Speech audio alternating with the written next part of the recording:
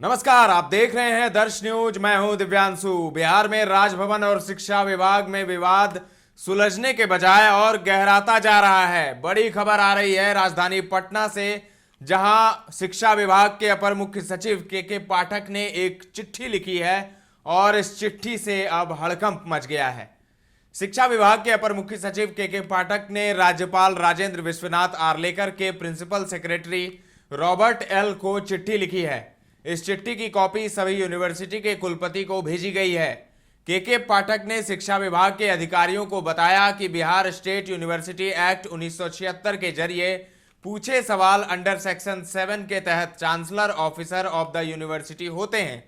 बता दें कि कुलपति, रजिस्ट्रार और डीन भी इस श्रेणी में आते हैं। राज्यपाल के प्रिंसिपल सेक्रेटरी से शिक्षा विभाग में दखल नहीं देने की गुजारिश की गई है। गौरतलब है कि करीब 2 महीने से राजभवन और शिक्षा विभाग के बीच टकराव चल रहा है। शिक्षा विभाग के बैठकों में कुलपति नहीं पहुंच रहे हैं। बिहार में गजब हो रहा है। राजभवन और शिक्षा विभाग के बीच टकराव खत्म होने का नाम ही नहीं ले रहा। शिक्षा विभाग विश्वविद्यालयों के वीसी और दूसरे अधिकारियों की बैठक बुलाते हैं तो राजभवन की ओर से उन्हें मना कर दिया जाता है।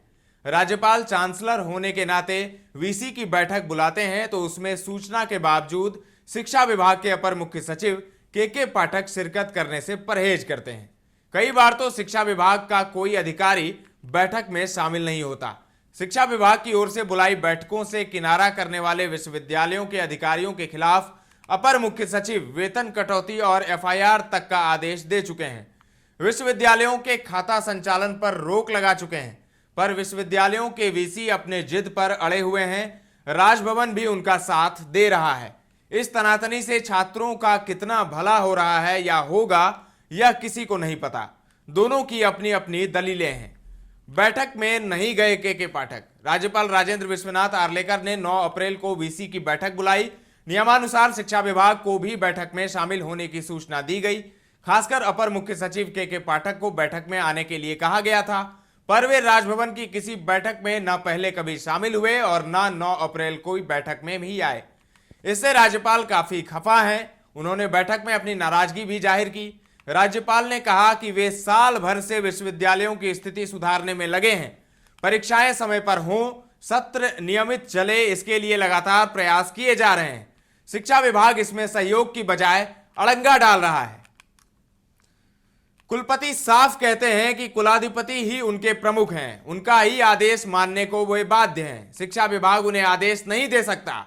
उनके वेतन कटौती और बैंक खातों से निकासी पर भी रोक लगाने का अधिकार भी कुलाधिपति के नाते राज्यपाल को है, पर शिक्षा विभाग उनके वेतन कटौती की धमकी दे रहा है। कभी एफआईआर दर्ज कराने का आदेश जारी करता है और नहीं तो बैंक खातों से निकासी पर रोक लगा दी गई है। इसका विश्वविद्यालय के कामों पर खराब असर पड़ रहा है। शिक्षकों कर्मचारियों को 2 महीने से वेतन नहीं मिला। अवकाश प्राप्त शिक्षकों कर्मचारियों की पेंशन बंद है। आयकर और भविष्य निधि के पैसे जमा नहीं हो रहे।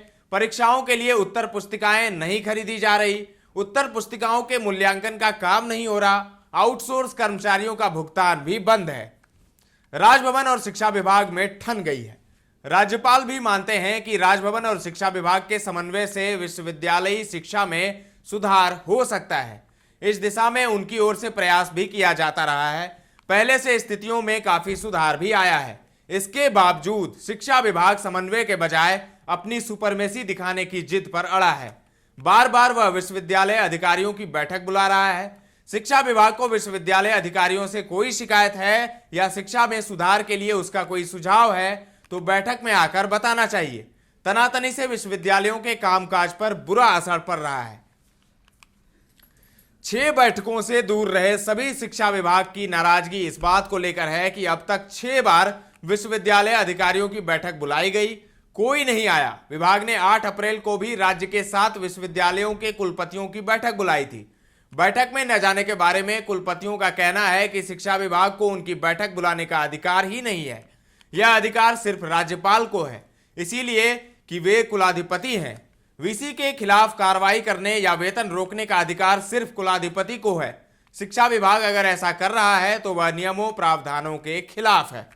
तो तनातनी खत्म नहीं हो रही, बढ़ती ही जा रही है। और अब शिक्षा विभाग के अपर मुख्य सचिव के पाठक ने एक चिट्ठी लिख दी है, जिससे विवाद और बढ़ गया है। तमाम अपडेट्स आपको देते रहेंगे, बने रहें दर्श न्यूज के साथ।